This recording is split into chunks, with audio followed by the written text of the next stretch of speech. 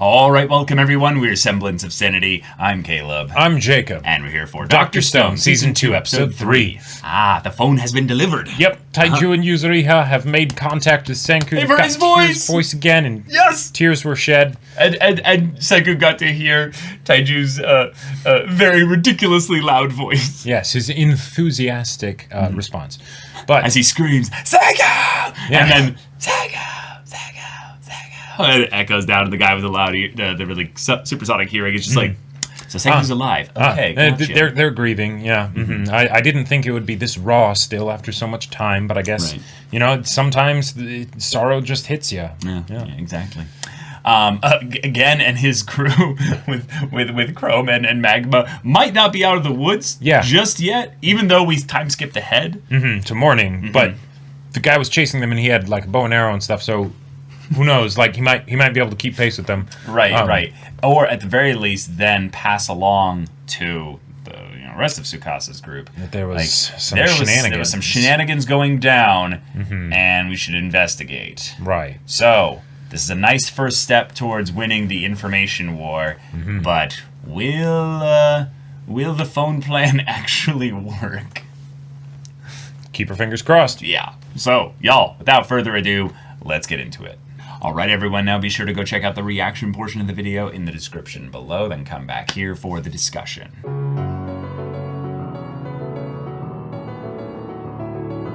Alright, this is like the light bulb episode from season 1, but with a person. With an individual. With an individual. This was so sweet! Like, Nikki as a character was basically like the perfect foil for this plan. Yep. And thus, her character was basically written to be put in for the comedy, for the dramatic narrative tension of it. Oh, yeah. But also to have the other side of it in where she was probably freed from the stone in some ways, maybe because they saw her muscles and were like, ooh. Yeah, she's strong. She's young, she's strong, she'll be good for our group here. Right. But then we find out, oh, she's actually like really sensitive and really sweet. And she was bullied a lot, Because she was I'm big and strong and all that. She looked big and strong. I do judo, Yeah, exactly. And it's like, oh my god, like I have such a heart that goes out for those that don't fit exactly into the societal norms. So then they basically end up having to take that aspect of themselves that would typically be looked at as like, you're just gonna tough it out, you're gonna be okay. But then no, that actually really hurts. And then something like just a song or a singer just ends up changing their life or saving them. I also want to point out that the fact that that's her backstory is a great way to not only say, hey, here's the reason why she'll end up being able to be won over, not through deception. Not through deception. That which means it'll be something that will definitely last, right? It's not a ticking time bomb of when the truth comes out. Right. Yeah. But also why she joined Tsukasa's empire in the first place. Because yes, she joined because she was woken up from stone, right? And if that's the only society that you have left over, of course you'll choose it, right? But but also the idea that she needed community. People that understood her and accepted her for who she was. And she got that from the Tsukasa Empire. Right? Like, even if it was just being a guard or whatever,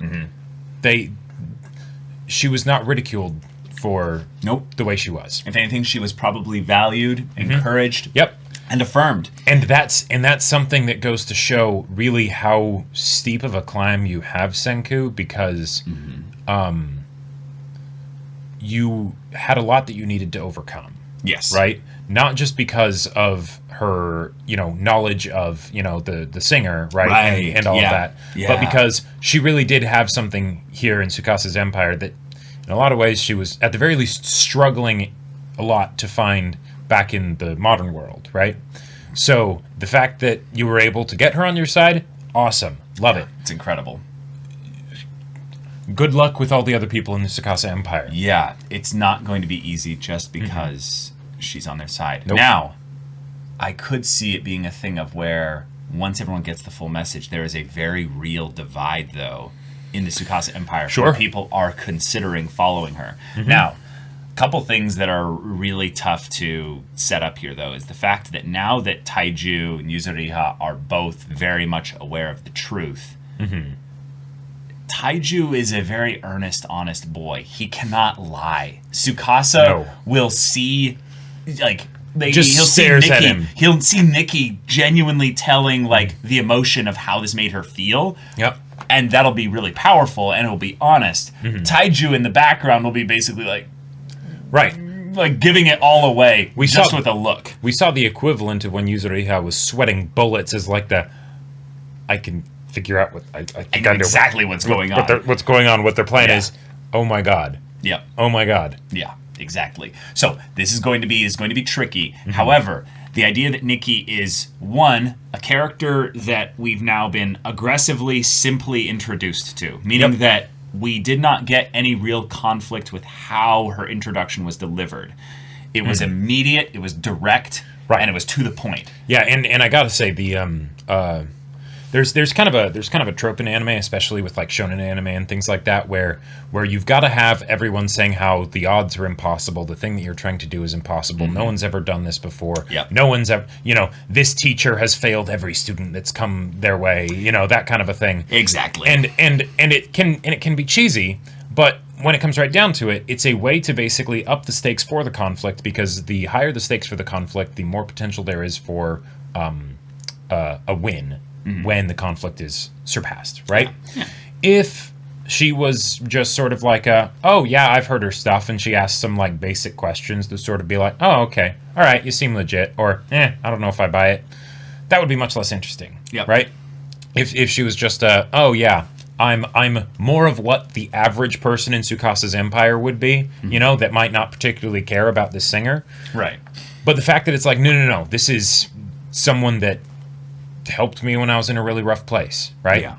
I am going to grill you for it, for the details and everything. Make you earn this. Right. And then I'm going to beat you. And I'm going to beat you. You're still not actually going to convince me. Nope. I love that so much, because it's the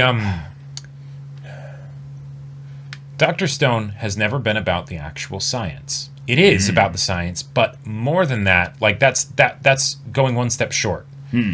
It's about the heart behind the science, right? Yeah, it's about humanity. It's about humanity. Yep. And the science is the way that it's explored, but really it's about humanity.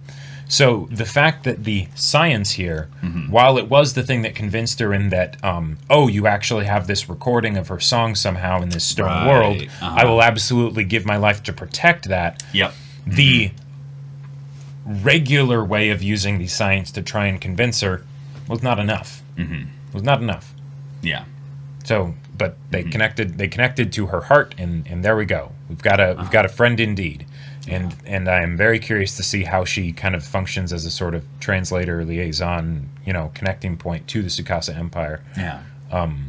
But because this is genuine. Yeah. One of the things that was very similar to Gen is that Gen's way that he was convinced was quite simple.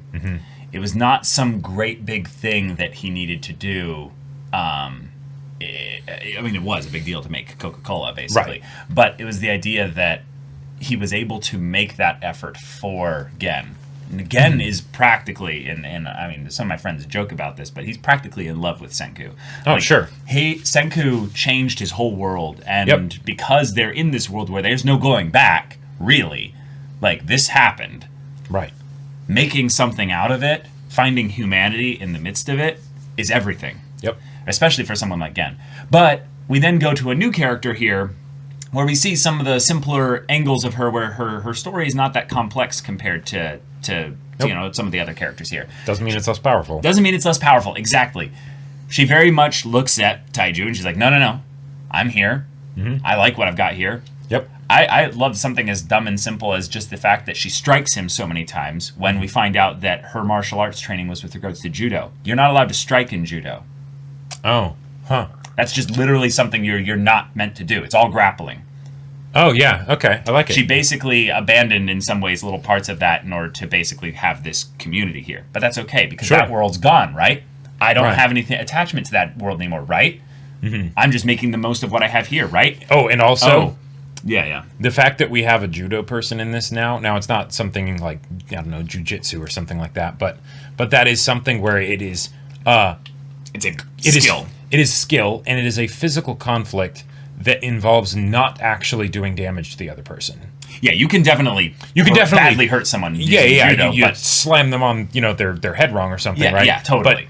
But it is a very it's a non-striking, it's a disarming, right, exactly. Martial art. It's a subduing thing. Exactly. And one of the things that I've been always wondering about is if it gets to the point where they need to subdue Tsukasa, one, is that even possible? Like, really, they want to reach his heart. That's the best way to do this. But if that doesn't work, right, I'm guessing they'd need probably, like, her and a few other people like Magma and stuff to hold them down. Possibly. But one of the things I also just really liked about this, I'm just popping off because this is a dumb reach, basically, with regards to the kind of way I like to hyperanalyze things when it doesn't necessarily mean this at all, is the idea that, judo is also about leverage.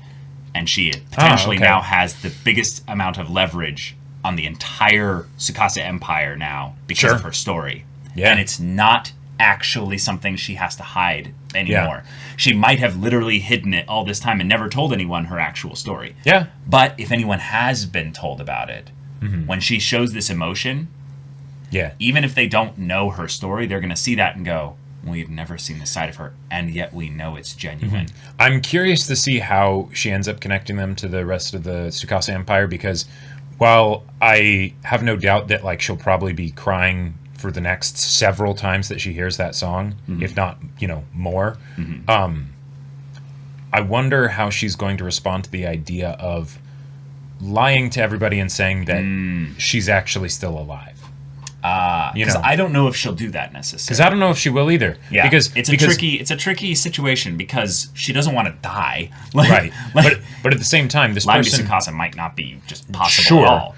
But also, this person was so important to her that might not be something that she's okay with. It's like, no, I don't actually want to do that. I'm on your guys' side. We can figure out a plan, and we've got this phone here so we can communicate, and we can communicate freely because the guard's on your side, so no one else is watching. She might just basically be that, where she's like, Senku, or whoever you are on the other side, because you might not even know his name at this point. I think she did, but we'll see. We'll see.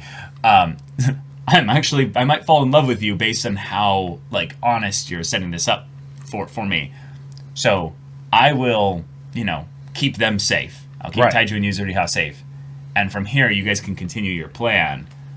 But I need my reassurances, basically, that you won't maybe involve me in the complexities of your plan. Sure. Because I need to be able to make it back to your place so I can hear that song one more time. Yeah. And that's not something that she necessarily has a higher likelihood of being able to do if she's immediately brought into the fold of the plan. Sure. And being asked to do a whole bunch of stuff. Right. Vouch for us and make sure that, like, that everyone believes that this actually is, Lillian or whatever her name is. Yeah. Yeah, I'm really excited about this. Having her also be a character who has this deep, just strong emotional connection to those parts of her past where she was bullied for being, as she said, too butch. It's the unintentional not brilliant, but like, it's the unintentional positive side effect of having all of them being woken up in the way that Tsukasa has woken them up, rather than being from, the generations past of people that woke up a long time ago or whatever. Is that all of Tsukasa's Empire main characters then will have some kind of emotional backstory like this. The OP kind of teases this in a really, really strong way. And this is just the first one that they probably are able to work the angle on really well initially. And even though it fails, she still joins them, which means that it's not the BS, it's not the science, it's the combination of that all with the humanity of this open, honest communication they can get through just interacting with them. Now, they need a bit of that safety of the phone distance to be able to not immediately suffer the wrath of Tsukasa's, weapons and fists, Definitely. And let's face it, Senku would not have been able to take the punches like Taiju did. True. That would not have worked. Taiju, you freaking man. That is one of the best. Every other word, punch me, I can take it. It's worth it. That's one of my favorite moments of the pacifist boy who will not throw a punch back. Like in anime. I love moments like that. Yeah. There's probably a few that I'm just forgetting, but I just love I love moments like that where the character's just like right. What? It's the whole thing of and this is one of the reasons why I don't really care for Tsukasa. Strength is cool, right? And whatever strength you're talking about, whether literal physical strength or any kind of strength. Yeah. But it's tempered strength that's really cool. Exactly. Right? That's the katana. It's the reason why I didn't like Senku at the beginning of the show. Right? Because I was like, I don't know, this kid seems kind of cocky and stuff. I don't know if okay. But then it's like, oh no. Now we get to understand the kind of person he is, right? That it's not just I'm the smartest person here. Right. We see how it's been forged. Right, exactly. And that is something that I don't, it goes beyond just the that's cool to the like I want to steal some of that from out of the screen and integrate it into my own life, right? Yeah. That's the other reason why I'm really excited about Tsukasa's Empire and the fact that so many of them are from the modern world. Well, they're all from the modern world. They're all from the modern world. They all have the memories. Right, right. They all have the memories, and that means there's a higher likelihood of us being able to kind of take the lessons that they learn and apply them to our own lives. The stuff with Kohaku and Chrome and that, it's great. I loved the light bulb episode. Absolutely fantastic, right? Sure. But the idea that the struggles that they have of being, hunter-gatherers in a stone world, that's not exactly something that I have experience with or can relate to. What we can draw from them is the willingness to see the world with wonder. Yeah, exactly. And the curiosity and all that stuff. And the fact that now to kind of counterbalance that, we've got the side that sees everything with wonder automatically because it's all new eyes, right? Right. And then the people that could very easily be jaded, be, cynical and things like that, not be impressed, not see the wonder, right? Yeah. And for very good reasons, and we'll get to know those reasons on an individual level, right? Yeah. But that's why you want to have both, because then then they can learn from each other and stuff, and whole is greater than the sum of its parts. And then this is how you Nakama power of friendship. Exactly. Science, bitch. No. Yeah. You got to have Gen do some proper BS so that they stop a while and listen. Right. Stay a while and listen. Yeah. But then the improvisation of like, oh, we had a 50 million, party like a while back, but that's not where most of the profits come from anyway. So I couldn't tell you. She's like, dang, that's right. Yeah. But then when she starts getting a little bit suspicious about the way all this stuff is being communicated, and she's like, your voice. Yeah. You're not right about how she would talk about measurements and stuff. That might have been one where she might have then snapped a little bit. That might have been the proper response. Right. It's the I don't talk to him about my measurements. Come on. Well, and I love that it was a total guy mistake too. Yes. She wants to know the measurements. Right. All right, we can figure this out. And they do, and they figure it out. Senku, mind palaces it and everything from the one random picture that he saw. I was so impressed by that. That was good. No, cool. You got the right answer. You got the right answer. Show your work, please. Damn it! Well, you got the right answer. Why would anyone ever actually tell someone their measurements? I loved how much the reactions and the faces on Senku and Gen so good. were just like it was incredible. Yeah. One of the things that Dr. Stone just kills, just absolutely just destroys in the comedic section is the over-the-top, hyper-stylized art for the faces and the characters and the way they respond in this way. And it creates a bit of an effect that I kind of like have like a JoJo kind of connection to, where it's just like, you know? And it's so dramatic that you get wrapped up in it, even when it doesn't make sense plot-wise. Like the idea that they're screaming in the brush bit, and then and that he doesn't hear them at all during this point there. That's okay. Yep. It doesn't totally matter. Fine. It doesn't matter. Anime, there are a lot of anime that will do that kind of exaggeration and stuff because it's anime. Why not? Yeah, right? It's fun. Artistic medium. but it doesn't always land, and in fact, sometimes it can be jarring and sort of pull me out of the show. So I feel like it's easy to take this kind of stuff for granted because the thing itself is fairly common, right? Even if the execution being at this level is not, true. right? So I feel like that it can't be understated. Yep, well said. It doesn't always work, right? Yeah. Not everyone has the gifts, to be able to draw stuff like this and just have it work, even though it's so completely wacky. And I gotta say, I love the voice acting in this show, but there were a couple moments with Nikki that I felt that, and it was really something that was the combination of the story resonating with me personally. Sometimes there's backstories in anime where I'm like, here comes the trope, the backstory. Sure. Now we're going to change all our perspective on them. And because I didn't have any perspective really on Nikki yet, it wasn't something where I had to adjust in my mind or make any logical leaps as to how the backstory fits with who she is presently.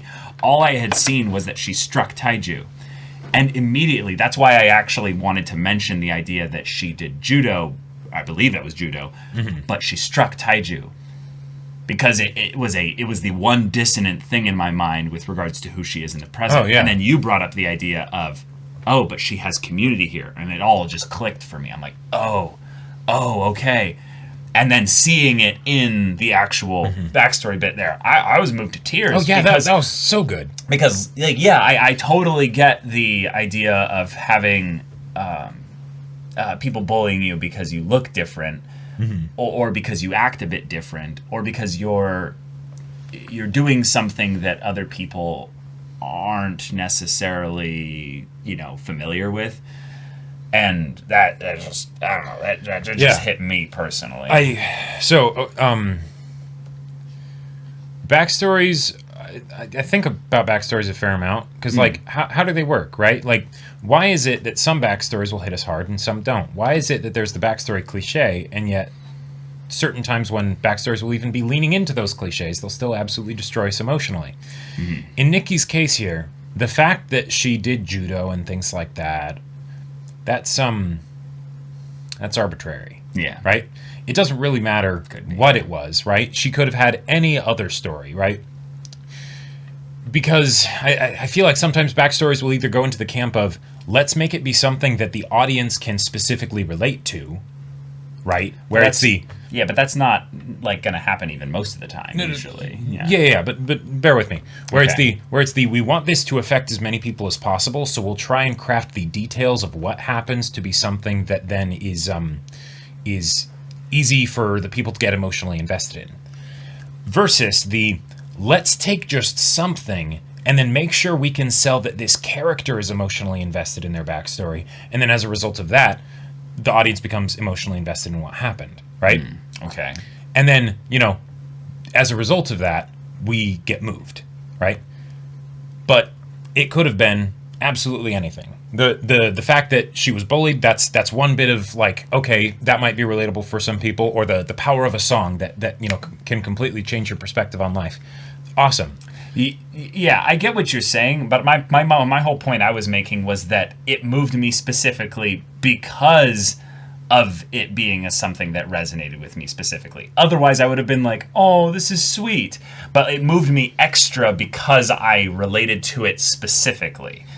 Gotcha. I was not trying to take away anything from what you were saying. No, I got you. I'm just saying that the elements of a backstory are not arbitrary. I disagree on that. It is more arbitrary when it's in this case here, and I think that's a good thing to make a distinction of, is that because we hadn't met her really before this episode, the backstory is kind of arbitrary. Oh, right, yeah. If you already have an established character, the backstory cannot be arbitrary. Yeah, right, because it has to fit. Yeah, certain things wouldn't fit, right? But as far as the we want, in a vacuum, we want a backstory that is emotionally gripping, right? Yeah. It doesn't have to be anything particular, but if you make it specific, right, so that it's the fact that she was specifically in judo, and it wasn't just that she was bullied for her looks or whatever, or that she was bullied, but it was specifically because she looked too butch or something, right? And then all of a sudden, she sees this singer, right? Here's a song, and it turns her life around, and she's like, okay, yeah, I can keep going through this, right? I can be more secure in myself. Yeah, we can see her with the headphones on her bed, right? In the moments where she's vulnerable, crying, listening to this song over and over again. We can see how she kind of reveres Lillian's image as being beautiful and everything with the song, and like, oh, what's her measurements? Because I know this stuff, right? I know that she wouldn't tell fans about this stuff, right? Because it gives her that sense of I'm not even sure what, but it moves her, right? Okay. Yeah. And that even if I didn't have anything in this backstory that resonated with me, and I do have a few things, especially the part about the music, but even if there wasn't, because I absolutely believe that Nikki was moved by it, I can't help but be moved by it. I see what you're saying. Yeah. I am definitely in that camp as well, in that the character's presentation of how they feel moved by the backstory is important. I think in this case here, this was one where I didn't even need that, because the backstory was so simply just resonating with me. And yet backstories in general are a thing that is needed more so in a visual medium than in a written medium. Yes. Written mediums, backstories don't work as well. It's a lot harder to do a backstory. Because you cannot just simply communicate everything from just an image. Right. Pictures are worth 1,000 words. Yeah. And most of backstories in anime are flashing sequences of images with very minimal amounts of dialogue, usually, to keep the exposition low, and people are more invested in the emotional, like, starkness of the image that's being put in front of them there. I mean, and also this is a medium that does not have sound usually, Right. It's adapted from. So they need to be able to get that same emotional punch from the backstory. Yep. With just, a person's, like, lip looking like it's quivering and a tear coming down their cheek or something like that, And that is one of the things that I've heard about Dr. Stone, is that as good as the anime is, the manga is somehow, like, even better. Like, to the point where it's just, like, by a lot of people considered just like the ideal way to actually experience it.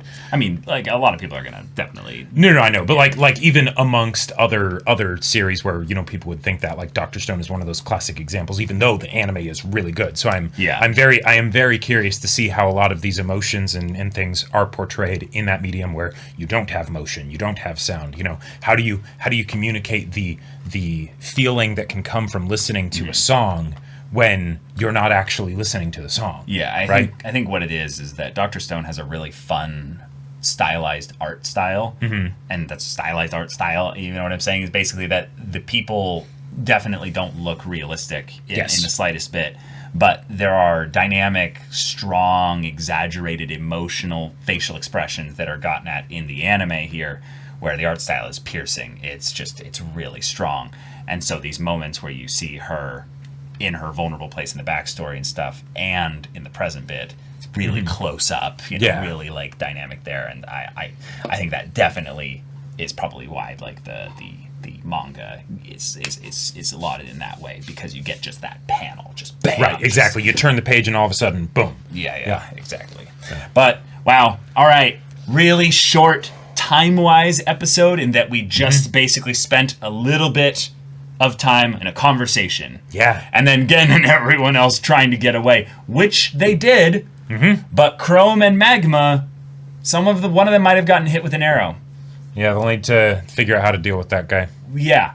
We don't know if any of them got hit, but we were left with a dramatic cliffhanger on that regard there. Yes. So next episode, we'll need to resolve that, and then see how Nikki breaks or doesn't break the news to everyone else. So, y'all, thank you so much for watching this episode's reaction and discussion. If you want to see the next episode's reaction and discussion right now, though, go check out the link in the description below for our Patreon. You can get on early access there. You can watch full-length timer reactions there, and all this comes with Discord access, so you can chat with us in the community there about this show, about anime in general, and also be sure to check out our Twitch channel. We stream every weekday. The info's in the description. Yes, if any of that interests you, we'll see you there. But until then, we're Semblance of Sanity. I'm Caleb. I'm Jacob. And we'll see you all next time.